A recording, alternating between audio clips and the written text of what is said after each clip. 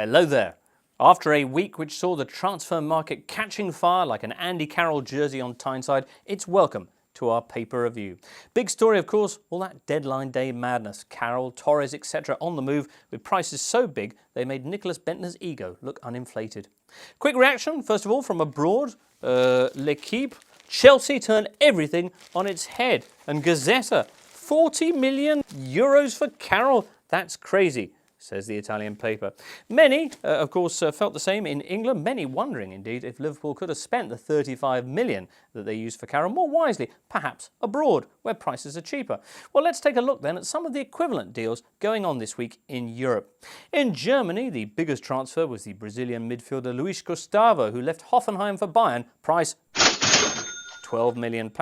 Although there was a bigger deal that didn't go through. This fellow, the Schalke forward Jefferson Farfan, no relation to Starship, who would have gone to Wolfsburg for 15 million euros, except he wanted an extra 1 million euro to leave, and Schalke said not nine, but no.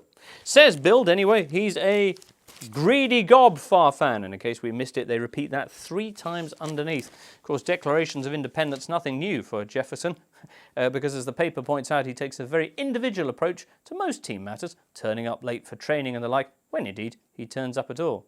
So perhaps not the wisest signing then. How about instead the top French right back, and you could do with one of those at Anfield, Rod Fanny, who went from Rennes to Marseille for 3.5 million. With a name like that, he certainly gives you plenty of scoring options, but think of the headlines if they took a battering. So perhaps not him then. Anyway, how about the young Italian star Gianpaolo Pazzini? Now, he's got a great scoring record for club and country, and Inter took him off Sampdoria last weekend for only £11 million plus a player. Inter Pazzesco, they say. Crazy. Was he worth it? I'll say he was. For with Inter 2 goals down last Sunday in their match at home to Palermo, manager Leonardo threw him on for his debut, and El Pazzo responded by immediately scoring 2 goals and winning a penalty for the third to keep Inter's title bid alive. All of which must have made Rafa Benitez chuckle. Back in December, you'll recall Rafa insisting that Inter either buy him some reinforcements or sack him, and they clearly liked the idea so much they did both. Anyway, 1 or 2 other options were out there for Liverpool. With that established anyway, let's move on to Spain now, where in the absence of any major transfers, the really big story has been Osasuna, who all but ended the Spanish title race last Sunday by beating Real Madrid. The side from Pamplona went ahead about an hour in, and despite Jose Mourinho bringing on his new signing Adebayor, Real weren't able to equalise, partly because every time they got near the Osasuna goal, the home fans would throw an extra ball on the field. The Spanish FA are going to fine them naturally. Interesting reaction to this from Osasuna's veteran striker Walter Pandiani, who says it's Cristiano Ronaldo who should pay. He's the one who stuck all those balls in the stands in the first place. Quite right. Well, with Mou's men now 7 points behind Barcelona, the title race is now over, say the Catalan press. Here's Sport with a lovely white flag. And for once, the Madrid press agree. Here's marker, Osasuna 1, Real Madrid 0. I think we need a cup run. Here's AS, the league is dead. Long live the cup. Long live the champions. Only problem, though, for Real is the fact that their opponents in at least one of those competitions are going to be Barcelona, who they're playing in the Copa del Rey final in April. Well, if the thought of the Barcelona-Real clash doesn't exactly inspire you, then let's finish off in France with some real romance of the cup. Or as they say there, romance de la coupe. The French.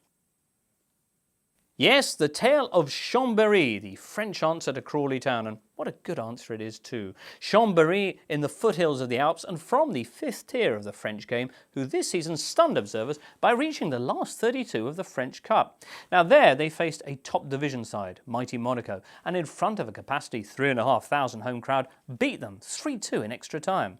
Monaco's manager was promptly sacked. Chambéry then drew another League One side, title contenders Brest, and they got them out. 4-3 in extra time.